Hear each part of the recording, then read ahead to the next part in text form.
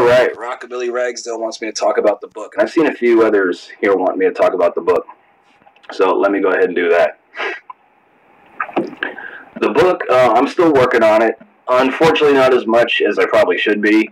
I've just been doing a lot of other things right now, but the book is still coming. Hopefully, if I can really get my ass on this. And see, here's the thing, guys. I'm not much of a writer, you know, because I'm writing this whole thing myself from my own perspective and how I remember things.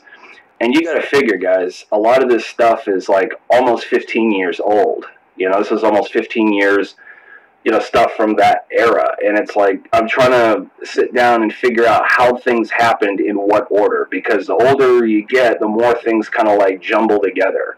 I mean, fuck, man, each day of this, you know, the weeks and the months and the years seem to just kind of become one. So I have to really sit down and I have to remember point by point what happened, how things became what they became, what led into this, what started this, what kicked this off, what kicked off this war, whatever. And I just have to sit down, think about it, and then I have to think about how I felt at that time. You know, I have to try to put myself back about 15 years ago and figure out how I felt, and then I start writing. So I just do it little bits at a time, you know. Weed is for hippy dippies. I agree. That's why I don't smoke weed. Never have, never will. Cheers.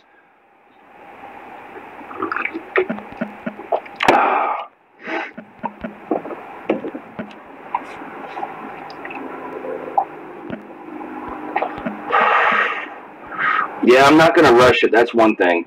Even if I don't get it done by the end of this year, I'm still not going to rush it because I don't want it to come out like a piece of shit, you know? I want it to be a good book.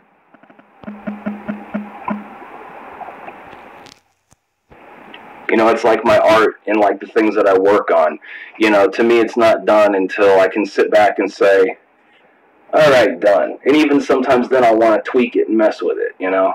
I can't leave shit alone. I just got to keep, you know, fucking with it.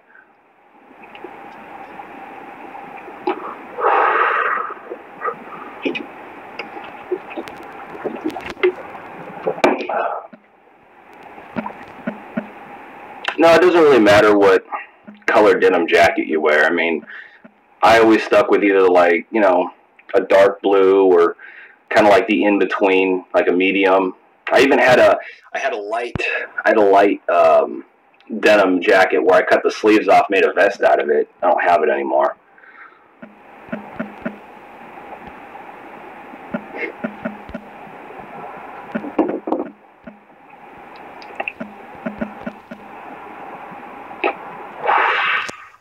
How's the finger doing?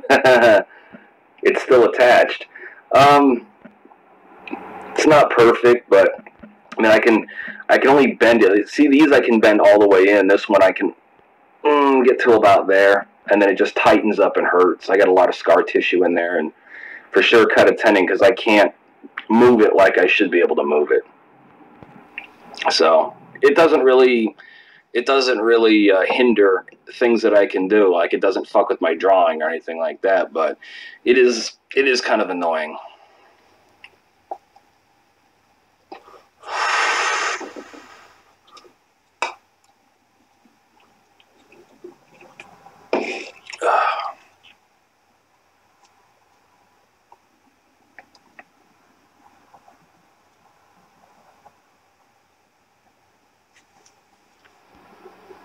Show us a switchblade. Well, I got my switchblade here. You guys have seen this one. Did a little review on it. A little cheap, you know, automatic switchblade. Pretty cool knife. Carry it all the time.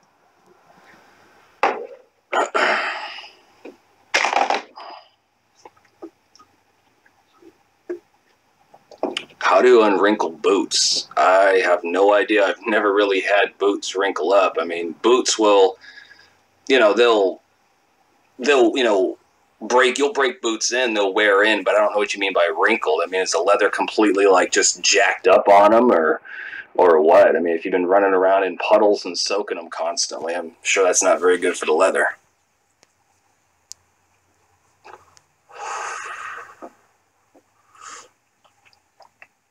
Yeah, good old Kilroy.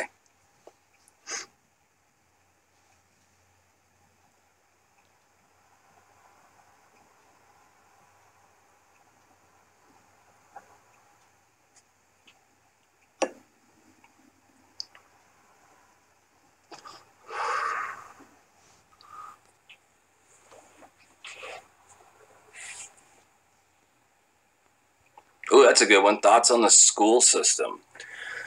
I don't really know much of what's going on in the school systems here in the U.S. I do have a little bit of knowledge about it, but it's not like I'm there and I get to see it every day like a lot of you cats do.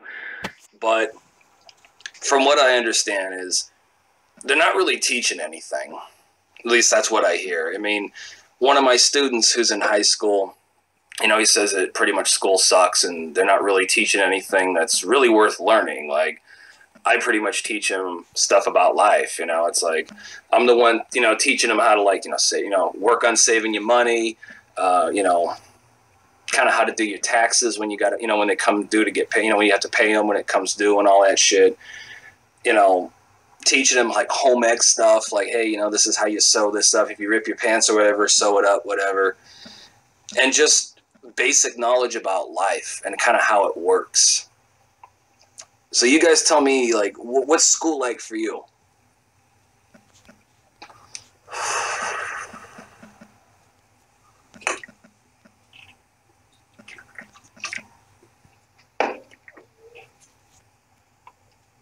Do I like bikes? Like bicycles or like motorcycles? Because I like both.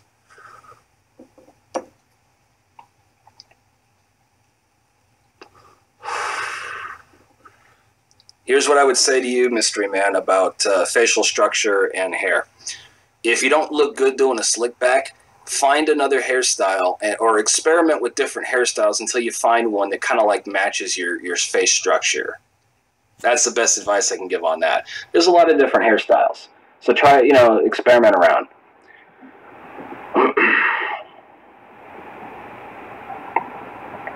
Yeah, that seems to kind of be the common thing with school is it doesn't teach a lot of practical stuff anymore.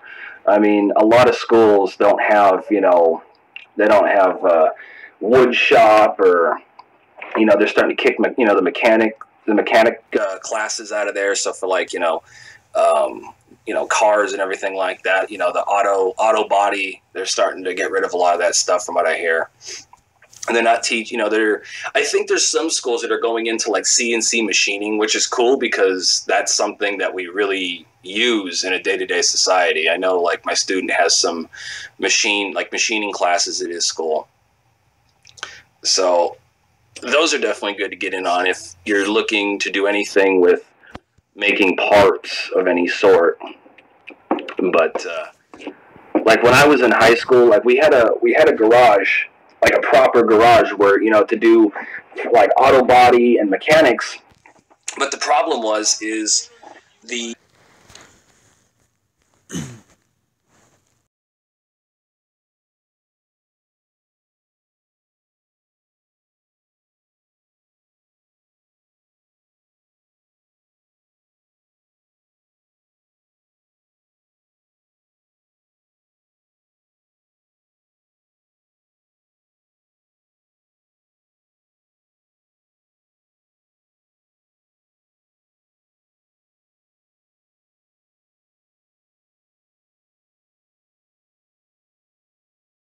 he used to take all the money he would get and just fund the fucking football program. And like all these other programs got little to nothing. And my buddy, Big Bird, he actually went to take the mechanics course after school. And he said that shit sucked. Like, they barely had any tools, and they just taught him stuff he already knew, like how to change a tire, how to change a battery, how to change your oil. I'm thinking, ain't much of a mechanics course. He didn't really get a good course until he went to college for it.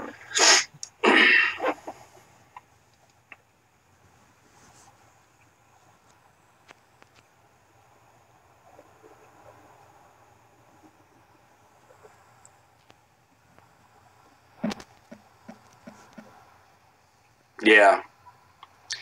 Yeah, it's stupid. It really is.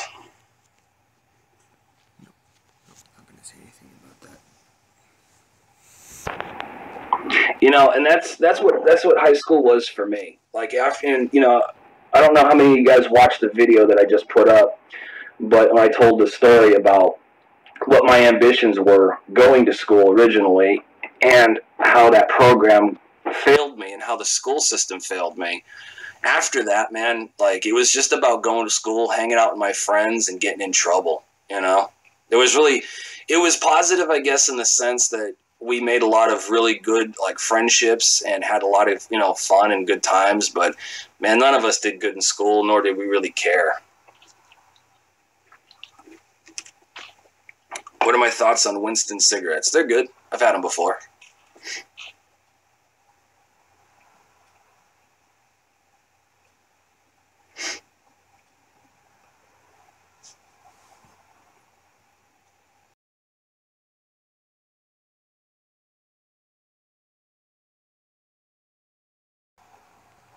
That's a good question. Well, I mean, I've been doing art ever since I was a kid. I mean, I was already drawing and painting by the time I got into high school. I actually had an art class that I didn't like at all. I mean, I aced that class like this. It was easy, but I didn't like the teacher, and she didn't like me, and it wasn't difficult at all. Art's always been my thing. It's kind of just a gift, I guess. Ever since I was old enough to hold a fucking crayon, I've been drawing. At least not on the walls.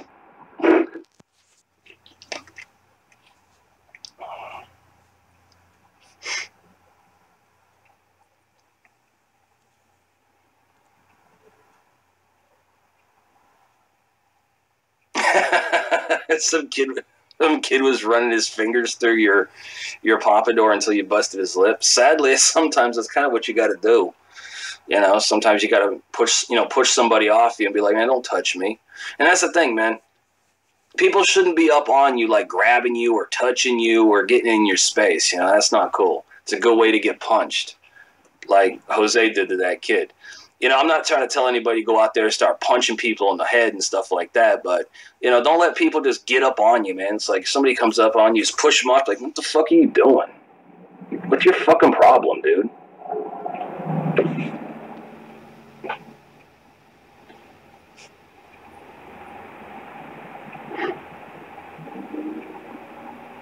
Would dog tags fit the greaser style? I don't see why not.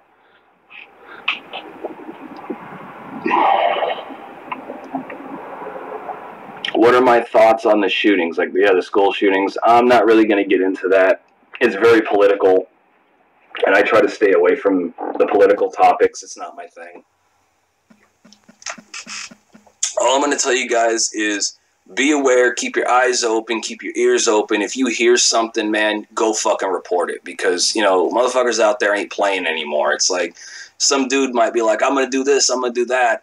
And then everybody's just like, oh, yeah, whatever, man. And then it happens, So if you guys hear something, you hear somebody, saying something, even if they're joking, well, I mean, if it's like your friend and he just says it as a joke, he's probably not going to do it. But, if you hear word around the school that someone said that they're going to do this or that, yeah, you might want to, like, drop a dime and let somebody know before a bunch of people end up losing their lives. So just let's keep it there,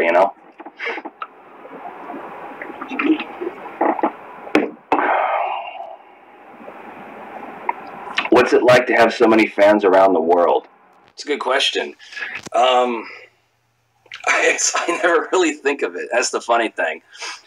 It's kind of insane to me that a bunch of people around the world actually want to hear what I have to say. I mean, I think that's really cool, and that they actually dig the content that I'm doing.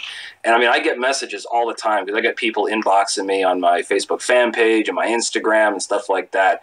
And I get all kinds of questions, and I get all kinds of, like, really cool comments. People, everything from asking me about, fashion tips, jackets, hair stuff, just basic, life questions, to, hey, I watch your channel, I really dig the content, or, you've really helped me out. I found the greaser style. I was, like, too nervous to get into it, but I'm finally doing it now, and I'm happy. As long as I can spread positivity, man, that's what counts. And to me, it's like, this isn't really to get famous or anything like that. So it's kind of hard for me to, like, imagine I got fans from, like, Russia and Italy and Germany, the UK, Japan, China. I don't know if I have fans from China. I might, but just all around, here in the U.S., but all around the world. It's pretty cool.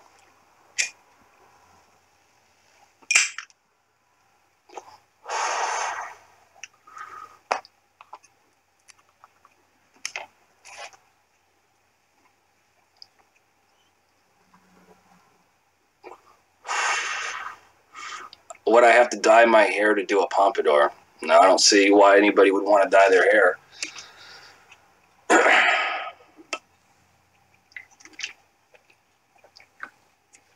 Oh, I've had this question quite a bit on the smoking. Typically, my day-to-day cigarettes, I just buy Cheyennes. They're cheap, so that's why I smoke them. And they're menthol, so they're good on they feel better on my system. And I'll give you a weird little tip. When I get sick, because I got like post-nasal drip, so like when I sleep, all that mucus and shit that builds up slides down back of my throat while I sleep, and then I wake up and I start hacking, I'm coughing because I got shit rattling around in there. I smoke a couple of these and it clears me out. So I guess smoking's good for something, but I'm not telling anybody to smoke. If you don't smoke, don't get started.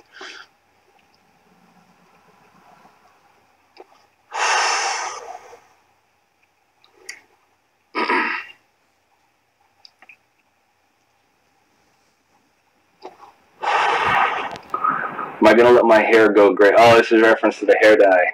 Rock and roll Joker. We've had this discussion. No, like when I get old, I'll dye it, When I start really getting fucking old and I start graying out, yeah, I'll probably dye it so I don't look like a geriatric. Not that I'm dissing, anybody that's old. I just wouldn't want gray hair. We'll see how I deal with it as I get there.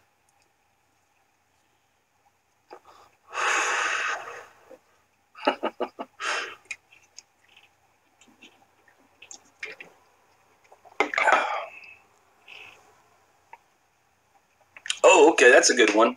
What do I think about psychobilly and the punk scenes? They're very, very similar, and I don't mean that as in, like, it's all one thing. I mean, they're their own separate styles, for sure, in different eras. You figure, your punk scene started coming around in the mid-'70s, and then your psychobilly scene really started to kick off in the 80s. The thing about psychobilly, let's take psychobilly to start with. Psychobilly is a mixture of punk rock and rockabilly. Okay, so it shares, common stuff from both. It kind of takes from both, musically and style-wise. But the punk scene, when I was in high school, we had punk rockers, we had greasers, we had psychobillies, we had metalheads, we had all kinds of different subcultures. And when I first got into high school, there was a beef between punks and greasers. So they were at war with each other. And by the time I started to, kind of when I got my own spot and everything like that, I pretty much put an end to that, because I had punks, greasers, psychobillies. I kind of had everybody at my spot. Because at the end of the day, it's like, yeah, our music was different. Our hairstyles were different. We kind of represented different eras. But the attitude was the same. It was still a rebellious type of attitude. And then as I got older in high school, and they had the backyard shows all over Long Beach, the scenes started to like blend with each other. So you might have a rockabilly band playing at a punk gig, or you might have a couple of punk bands playing and some psychobilly bands playing, a couple of rockabilly bands playing, metal bands. You started to see like a whole bunch of groups coming together, and people were kind of like listening to each other's stuff and checking it out. But at the same time, everybody kind of knew where they fit in. It's like greasers were greasers, punk rockers were punk rockers, psychobillies were psychobillies. They would hang out, they would share music and stuff. We'd listen, do a little bit of crossover. But everybody still remained in their groups, But they could dig each other's stuff. Not like it is now, where you start to see way too many things being blended as one.